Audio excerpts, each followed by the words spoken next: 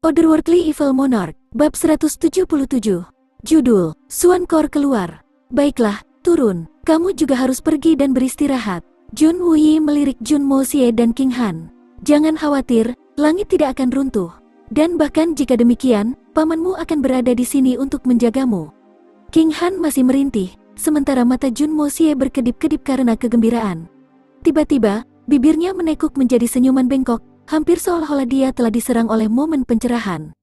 Dia perlahan melirik ke arah Jun Wuyi dan berkata, "Aku akan keluar." Jun Mo Xie dengan cepat berbalik sebelum salah satu dari mereka bisa bereaksi dan menghilang ke dalam badai di luar. Hujan masih turun dengan deras di luar dan tidak menunjukkan tanda-tanda akan berhenti dalam waktu dekat. Langit menjadi gelap gulita. Meskipun ekspresi wajah Jun Wuyi tenang dan tenang, matanya semakin dalam di bawah pengaruh pikirannya. King Han diam-diam berdiri di ruang makan, sementara wajahnya yang dingin dan tidak bergerak masih menatap hujan di luar aula. Tetesan hujan akan memercik ke tanah dan tersebar, dan beberapa bahkan akan menyemprot ke tubuh dan wajahnya, membawa sensasi dingin yang aneh bersama mereka. The Li Mansion. Ada percobaan pada kehidupan Jun Mo Xie hari ini. Li Yuran mengenakan topeng, tapi kilatan di matanya cukup untuk mengungkapkan ketertarikannya pada insiden tersebut. Apakah dia sudah mati? Tidak. Seorang pria berjubah hitam kurus dan kurus menjawab. Seseorang misterius muncul di saat-saat penting dan membunuh beberapa pembunuh. Pria ini terlalu kuat dan para pembunuh terpaksa mundur. Apa kau tahu siapa di balik percobaan pembunuhan Jun Mo Xie ini? Li Yuran tidak terlalu peduli dengan kehidupan Jun Mo Xie dalam kenyataan karena dia menganggap Jun Mo Xie tidak penting dalam kemampuannya sendiri. Namun, dia sangat menyadari bahwa kehidupan anak muda itu penting bagi keluarga Jun dan para pengikutnya. Itu tidak jelas. Pria berjubah hitam itu menundukkan kepalanya. Kalau begitu pergi dan cari tahu. Teriakan dingin Li Yuran membuat pria itu menggigil ketakutan. Penampilan Li Yuran telah merendahkan sejak kecelakaan itu, itulah sebabnya dia tinggal di dalam rumah sejak itu. Emosinya mulai menjadi semakin tak terduga dari hari ke hari, yang menjadi semakin menakutkan bagi para pelayannya. Li Yuran masuk ke kamar tidurnya, menekan tangannya ke dinding dan mendorong. Suara mesin bergulir terdengar, dan kemudian tembok itu bergeser ke pintu. Sederet tangga batu lebar sepertinya mengarah ke ruang bawah tanah, dan kemudian tangga ini mulai mengarah kembali ke atas, membuatnya tampak seolah-olah ada pintu masuk lain ke ruangan ini. Li Yuran perlahan-lahan berjalan turun dan kemudian menaiki tangga ini, dan segera mulai mendengar suara hujan semakin deras, hampir seolah-olah dia mendekati permukaan lagi. Tak lama kemudian, sosok Li Yuran dengan santai muncul di halaman kecil tapi rahasia. Li muda, ada sekitar 10 orang di halaman, semuanya berpakaian jubah putih. Yang pertama angkat bicara adalah seorang pria parubaya, berusia sekitar 40 tahun dilihat dari penampilannya. Tubuhnya yang tinggi, kekar, dan matanya yang tajam memancarkan rasa ketidakpedulian, hampir seolah-olah dia menganggap dirinya berada di atas yang lain. Seorang wanita halus berusia 30 tahun berdiri di belakangnya, sementara pria dan wanita yang tersisa duduk di sampingnya. Orang-orang ini telah membantu Li Yuran membungkam seseorang beberapa waktu yang lalu, dan sejak itu menjadi kenalannya. "Saudara," Li Yuran dengan hormat menyapa. "Sejauh ini tidak ada berita tentang Suankor, tapi aku telah menyebarkan jaringan orang yang luas, oleh karena itu kita tidak boleh melewatkan detail apapun. Jika ada berita baru tentang harta karun ini, maka kita pasti yang pertama mengetahuinya. Tapi ada desas-desus yang harus kita perhatikan." Kata-kata mengatakan bahwa kota Blizzard Silver City telah tiba di kota Tianxiang, bersama dengan beberapa kekuatan lainnya. Dikatakan bahwa setidaknya ada 4 ahli Suan tertinggi di kota Tianxiang saat ini, bersama dengan ahli Sky Suan yang tak terhitung jumlahnya, yang dapat mengguncang situasi sepenuhnya. Begitu ada berita tentang Suankor, pihak-pihak ini akan mulai bertarung satu sama lain. Dan kita mungkin tidak memiliki kesempatan yang sangat cerah untuk muncul sebagai juara. Kita mungkin tidak sekuat beberapa pihak lain yang terlibat, tetapi karena kita memiliki ahli 6 Sky Suan, dan 4 ahli puncak Earth Suan, aku yakin jika kita bisa mendapatkannya sebelum yang lain, maka kita bisa melarikan diri dengan kecepatan penuh. Dalam hal ini bahkan Yun Beichen sendiri tidak akan bisa menghentikan kita untuk kabur." Pria parubaya itu menjawab dengan tegas. "Kamu tidak perlu khawatir tentang itu, Li muda. Ya, semuanya tergantung padamu, saudaraku." Li Yuran tersenyum dan berkata, "Aku selalu merasa bahwa ledakan Gyeokorel agak aneh, dan oleh karena itu sebelum waktunya tiba, bisakah kamu melihat ke aula permata megah dan orang-orang terkait lainnya?" Seorang pria kurus tersenyum dan berkata, "Adik laki-laki, siapa orang terkait lainnya yang kamu bicarakan ini?" "Suan Kiku mungkin tidak setinggi beberapa dari 6 saudara laki-lakiku, tetapi dalam hal melacak orang, aku yakin bahkan saudara laki-lakiku tidak dapat melampauiku." Pria ini adalah yang paling ramping di antara 10 orang, tetapi juga pelacak paling lincah, dan mampu mengumpulkan hampir semua informasi dengan cara yang paling berbeda. Ada 2 orang lagi yang terlibat di samping aula permata megah, Tang Yuan dan Jun Moxie. Keduanya berada di dalam mansion Jun saat ini. Tang Yuan terluka saat ini, oleh karena itu kamu hanya harus berkonsentrasi pada Jun Moxie untuk saat ini. Aku memiliki perasaan yang sangat aneh tentang anak itu. Bahkan topeng Li Yuran tidak bisa menyembunyikan ekspresinya yang bijaksana. Namun, kedua tempat ini biasanya dijaga ketat, jadi kamu harus sangat berhati-hati. Kamu tidak boleh meremehkan keamanan mereka, saudara. Jangan khawatir, orang ini entah bagaimana selalu bisa melacak hal-hal yang bahkan aku tidak bisa.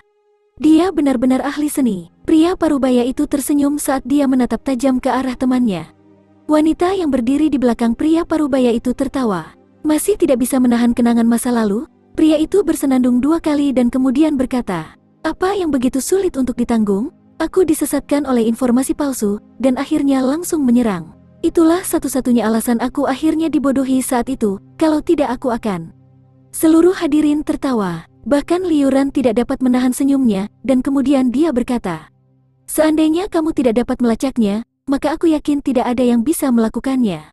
Aku memiliki kepercayaan penuh padamu, saudara."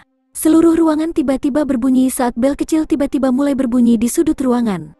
Wajah Li Yuran segera berubah warna, tapi bel ini terhubung ke ruang utama, tidak akan berbunyi kecuali ada sesuatu yang sangat mendesak. Apa yang terjadi? Ini benar-benar tidak bisa diprediksi. Apakah ada sesuatu yang tidak bisa ditangani orang-orangku sendiri? Saudaraku, mohon tetap duduk untuk beberapa waktu lagi sementara aku keluar dan memeriksa.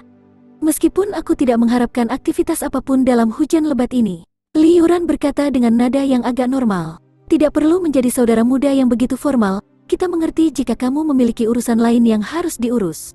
Pria parubaya itu menjawab sambil tersenyum. Li Yuran dengan santai keluar, lalu segera masuk kembali. Dia buru-buru berbicara sebelum ada yang bisa mengatakan apapun. Kisuan Kor telah diambil di bagian barat kota. Pesannya akurat dan beberapa ahli suan tingkat tinggi dilaporkan berkumpul di bagian barat kota saat kita berbicara.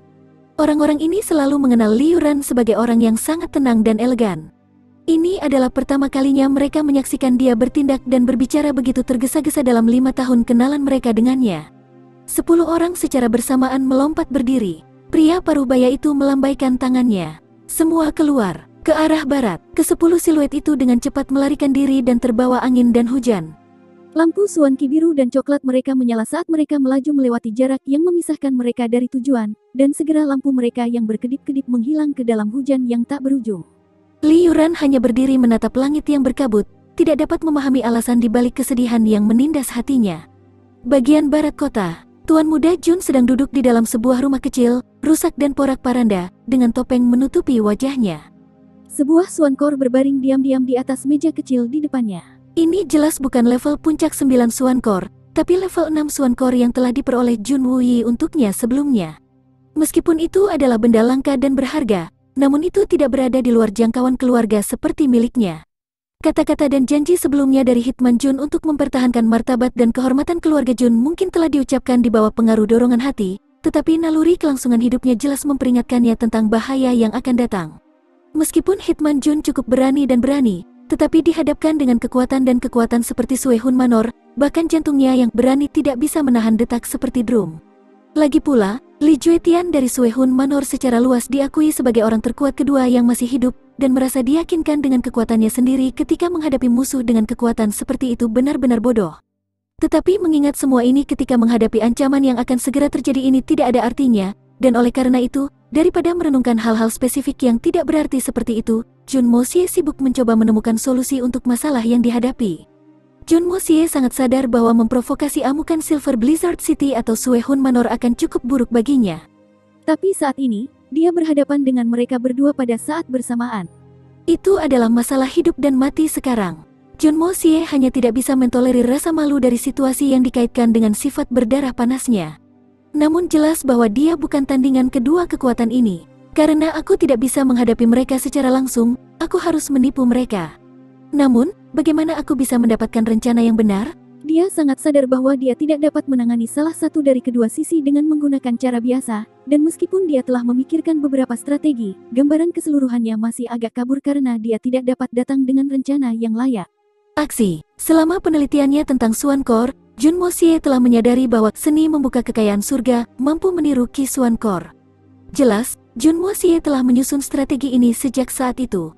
Jun Mosie telah melakukan beberapa eksperimen setelah mendapatkan level 6 Swankor dan akhirnya menyadari tidak ada yang bisa mengidentifikasi level sebenarnya dari Swankor setelah penampilan luarnya diubah, dan itu akan terjadi. Hanya tampak seperti Swankor yang misterius. Bahkan ki internalnya tidak akan berguna karena seni membuka kekayaan surga akan membuat alat deteksi itu tidak berguna. Jun Mosie telah menunggu situasi menjadi sedikit stabil, dan sampai kesehatan Tang Yuan dipulihkan untuk menjalankan rencananya, dan kemudian akan menggunakan metode ini untuk mendapatkan keuntungan. Namun, masalah di sekitar Suehun Manor segera berubah pikiran. Hitman Jun telah memutuskan untuk memulai programnya lebih awal. Dia tidak punya waktu untuk tinggal. Tidak sama sekali. Dia perlu menambah kekuatan kakek dan pamannya jika mereka ingin membangun pertahanan yang kokoh untuk perlindungan mereka. Jika Silver Blizzard City sendirian cukup kuat untuk mencambuk keluarga Jun selama 10 tahun, sementara bermain-main dengan Jun Wuyi pada saat yang sama, maka tekanan tambahan dari Suehun Manor akan membuat hidup mereka mustahil. Otherworldly Evil Monarch, Bab 178. Judul, Gerakan Kuartet. Tidak mungkin untuk memperkirakan jumlah ahli tingkat Suan tingkat tinggi yang telah berkelana ke kota Tianxiang saat ini.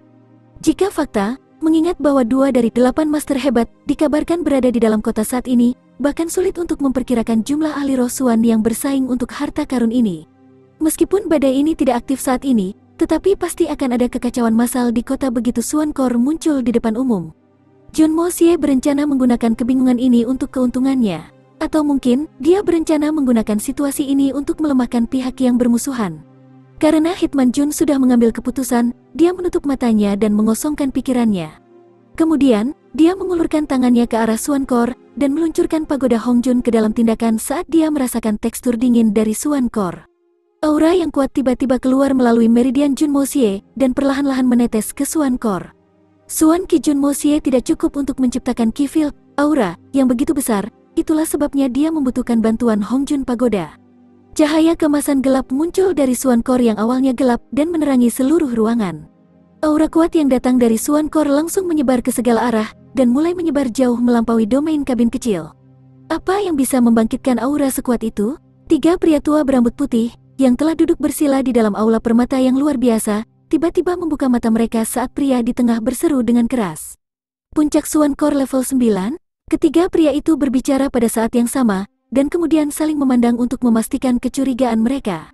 Ayo pergi, 3 tetua secara bersamaan memerintahkan, dan kemudian menyerang tanpa ragu-ragu. Mereka menerobos langsung ke atap aula permata megah. Untungnya untuk struktur bangunannya, mereka sudah duduk di ruang tertinggi bangunan. Guntur bergulung dan kilat memenuhi langit saat hujan terus turun. Tetua ketiga menutup matanya untuk merasakan aura ini lebih baik, dan kemudian berteriak. Inti Suan ada di bagian barat kota. 2 orang tua lainnya segera mengalihkan pandangan mereka ke arah barat dan menatap hujan badai yang menyelimuti bagian barat kota Tianxiang. Ayo pergi. Ketiga sosok mereka terbang menuju target mereka dan menghilang ke langit yang bergemuruh, meninggalkan lubang besar di atap gedung di bawah mereka, bahkan tidak memperhatikan isak tangis struktur saat hujan mulai turun ke dalamnya melalui lubang besar itu. 4 sosok lainnya muncul ke dalam ruangan itu segera setelah mereka pergi. 3 pria dan wanita. Wanita itu adalah yang pertama berbicara. Hehe, ini terlihat seperti sesuatu yang menyenangkan. Bagaimana kita bisa melewatkannya? Mari kita menyusul mereka. Jelas dari cara dia mengikuti mereka bahwa dia tidak takut dengan keributan yang akan segera terjadi. Ketiga pria itu memandang masing-masing tersenyum dan kemudian bergegas mengejarnya. 2 dari orang-orang ini terbang berdekatan. Namun orang ketiga sengaja menempatkan dirinya di kejauhan karena suatu alasan. 6 pria ditempatkan di luar kediaman yang menampung pengunjung kerajaan asing di bagian selatan kota. Seorang pria jangkung, kurus, dan berwajah keriput muncul di depan pintu, dan ke-6 pria ini segera mengatur diri mereka sendiri dalam barisan. Ke-6 pria ini semuanya ahli Sky Suan, tetapi pria kurus ini belum mengekspos level Suan Ki-nya. Namun terbukti bahwa level Suan Ki-nya lebih tinggi dari bawahannya. Dia berbisik dengan nada rendah. Ayo pergi. Ke-7 pria itu bersiap untuk berbaris. Pada saat yang sama, pintu kamar di bagian barat kediaman ini perlahan terbuka dengan suara berderit, dan sebuah suara perlahan berkata saat pemiliknya tersenyum. Brother Si, bukankah ini yang kamu tunggu-tunggu? Apa kau tidak ingin pergi dan menangkapnya? Pembicaranya adalah seorang pria berjubah putih, yang berjalan menuju ruangan ini melalui hujan lebat. Sepertinya dia bahkan tidak takut jubahnya basah kuyup di tengah hujan lebat. Perjalanannya ke ruangan ini melalui taman yang indah di luar begitu elegan, seolah-olah ada bunga yang tumbuh di kaki dan berjalan di sekitar taman. Pria ini adalah guru kekaisaran Yutang, Fei Mengchen. Fei Mengchen, seorang pria lebar berjubah putih tersenyum dan berkata, "Tidak ada yang menghentikanmu, kamu bisa pergi selama kamu takut mati." Fei Mengchen melihat ke langit dan tertawa. "Saudara Si, orang lain mungkin melihat kamu sebagai salah satu dari 8 guru agung, tetapi harus dijelaskan bahwa aku masih bertanggung jawab di sini." Pria yang berbicara dengan Fei Mengchen sebenarnya adalah salah satu dari 8 guru agung, Si Chang Xiao dari Kekaisaran Senchi. Si Chang Xiao tersenyum saat dia berdiri, dan kemudian melangkah keluar menuju hujan. Dia melompat ke udara, dan menempatkan dirinya di udara. Dia setengah berbalik ke arah barat, dan kemudian dengan cepat terbang keluar. Fei Mengchen tertawa, lalu mengejarnya. Yang lainnya diam-diam berlari di belakang kedua pria ini dengan kecepatan penuh. Solitary Falcon tertawa sambil meneguk alkohol. Anggur yang luar biasa, anggur yang benar-benar luar biasa. Dia dan pangeran telah berkumpul di kedai Old Song untuk menyaksikan kontes pembuatan anggur, dan memutuskan untuk mundur karena hujan lebat yang tiba-tiba dan deras. Dia tidak berada di kelompok pria yang disukainya. Namun dia masih tidak merasa tidak nyaman, bagaimanapun, dia ditemani oleh beberapa anggur terbaik yang pernah dikenalnya. Belum lagi bahwa dia adalah seorang pengembara, dan telah terbiasa mengikuti arus, jadi wajar saja dia menikmati minum anggur dalam pikirannya yang terisolasi. Mereka sudah menghabiskan 2 botol yang dibawakan Jun Mosie, dan sekarang sedang mencari anggur Old Song. Anggur yang awalnya memabukkan mereka hanya dengan aromanya sekarang terasa keras di tenggorokan mereka, berbeda dengan minuman Jun Mosie. Hampir seperti lalat disalep. Meskipun pangeran, rumah yang Huainong tidak jauh dari sana, dia tetap tidak ingin pergi sampai araknya habis karena itu berarti Solitaire Falcon akan mendapatkan semuanya sendiri. Aku tidak bisa membiarkan dia memiliki semua anggur ini untuk dirinya sendiri. Bahkan jika dia adalah salah satu dari 8 Master Agung di dunia ini. Di sisi lain, Old Song tidak bisa menahan perasaan muram tanpa henti saat dia terus melihat kedua pria ini bersenang-senang. Ini adalah anggur guruku, dan aku bersiap menggunakannya untuk penelitian. Dan sekarang orang-orang ini telah menyelesaikan semuanya. Namun, hal yang paling menyedihkan dan menjengkelkan selain fakta bahwa mereka telah mengosongkan anggur gurunya adalah kenyataan bahwa mereka sekarang sibuk menghabiskan anggur yang telah dia pisahkan dengan enggan. Dan terlebih lagi, meminumnya dengan ekspresi kesal di wajah mereka. Satu orang adalah satu-satunya saudara kaisar dari sebuah kekaisaran, dan yang lainnya adalah salah satu individu terkuat yang hidup. Tapi kedua pria ini tidak lebih dari bajingan di matanya saat ini. Mata Solitary Falcon tiba-tiba terbuka lebar saat dia melompat berdiri, mengejutkan kedua pria itu dalam prosesnya. Kemudian dia mengangkat tubuhnya ke atas, dan tertawa. Aku akhirnya menemukan kesempatan bagus. Kemudian, tubuhnya berkedip tanpa mengucapkan, "Selamat tinggal," dan praktis menghilang ke dalam hujan di luar. Menjadi ahli Skysuan, Song Sang juga bisa merasakan aura yang bergolak yang menyatu dengan badai yang melonjak ini. Mata Song Sang yang berkedip-kedip jelas mengungkapkan keinginannya untuk berdiri, tetapi dia hanya menghela nafas, menundukkan kepalanya, mengangkat gelas anggurnya dan menuangkannya ke tenggorokannya sebagai belasungkawa. Mengingat kekuatannya, berpartisipasi dalam kompetisi untuk Suan Kor ini hanya akan memberinya satu hasil. Kematian. Song Sang langsung menyerah pada gagasan bersaing untuk Suan Kor setelah merasakan kekuatan menakutkan dari Solitary Falcon yang telah menyebar di udara pada saat kepergiannya, karena dia menyadari bahwa keterlibatannya dalam pertarungan ini akan terjadi. Hanya akan menyia-nyiakan usahanya. Apa yang baru saja terjadi? Pangeran tampak bingung dengan kepergian aneh dari Solitary Falcon, dan mau tidak mau bertanya. Tampaknya tingkat puncak 9 Suan Kor yang banyak dirumorkan telah muncul. Song Sang menjawab dengan nada berat. Hanya Suan Kor level 9 yang mampu memancarkan aura seperti ini. Ini jelas bukan palsu. Puncak Suan Kor level 9. Sang pangeran tersentak. Solitary Falcon menghilang begitu saja saat merasakannya. Apakah itu berarti dia juga bersaing untuk itu? Dia telah pergi ke arah itu, namun dia mungkin tidak tertarik pada Suan Kor, dan mungkin hanya mencari lawan yang bagus. Mengingat sifatnya, aku rasa dia tidak terlalu peduli dengan objek materialistik. Song Sang menundukkan kepalanya dengan putus asa. Mengingat intensitas kompetisi ini, aku bahkan tidak bisa melakukan apapun dalam pertarungan ini. Yang Mulia bisa dengan jelas merasakan kesedihan di suara temannya. Song Sang telah berlatih mati-matian sepanjang hidupnya, tapi sekarang pertempuran yang begitu indah terjadi dalam jarak yang begitu dekat, dia bahkan tidak memenuhi syarat untuk mengambil bagian di dalamnya. Gerakan terjadi di keempat arah secara bersamaan. 3 sosok dari yang ketiga, ke-6, dan ke-9 dari Silver Blizzard City sedang mengisi dari ujung utara kota. 10 rekan dari Liu Ran menyerang dari bagian timur kota. Si Chang Xiao dan Fei Mengchen memimpin skuadron yang terdiri dari 6 atau 7 ahli Sky Swan dengan kecepatan tinggi, dan secara praktis merobek jalan mereka melalui tirai hujan dari bagian selatan kota. Di barat, Solitary Falcon sedang melaju di tengah hujan seperti elang, sementara jubah hitamnya mengeluarkan suara mendesis saat dia menembus angin kencang dengan kecepatan kilat. Dan semuanya memiliki satu target dalam pikiran. Kabin kecil, sumber aura Swan Core ini. Seseorang dapat dengan jelas melihat beberapa cahaya berwarna biru dan tanah yang berkedip-kedip di langit Tianxiang. Semuanya mendekati kabin kecil itu dengan kecepatan mengerikan. Sungguh bodoh mengeluarkan Swan Core dalam cuaca hujan seperti ini. Apakah orang ini tahu bahwa cuaca hujan ini akan menyebabkan pelanggaran dengan bidang aura dari Swan Core? Bisakah ini menjadi jebakan? Meskipun 3 tetua dari Silver Blizzard City bepergian dengan kecepatan yang sangat cepat, tetua ketiga masih bisa berbicara tanpa masalah sedikit pun. Setidaknya rumor seputar Swan Core benar. Aura ini hanya bisa keluar dari Swan Core level 9. Ini tidak mungkin palsu. Adapun kemungkinan ini menjadi jebakan, aku benar-benar tidak bisa mengatakan. Wajah tetua ke-6 jelas mencerminkan kepercayaan dirinya. Kita merasakan aura makhluk super di kota ini, dan tapi dia belum muncul. Mungkinkah ini perbuatannya? Suara sesepuh ke-9 jelas mencerminkan jejak ketakutan yang tersisa di dalamnya. Hatinya masih gemetar membayangkan menghadapi kekuatan misterius ini. Kakak ketiga, aku masih bingung dengan kekuatan makhluk itu, dan aku tidak tahu apakah kita mampu kabur dari. Tetua ke-9 belum menyelesaikan kalimatnya ketika dia menemukan dirinya disela oleh tetua ketiga. Jangan katakan itu lagi. Suara tetua ketiga jelas mencerminkan kecemasannya. Iya, tetua ke-9 segera mengakui, lidah terpelesetnya. Mengingat aspirasi kita, sekarang bukanlah waktu yang tepat untuk gagal. Ketiga pria itu segera mempercepat langkah mereka saat tetua ketiga selesai mengucapkan kalimat ini.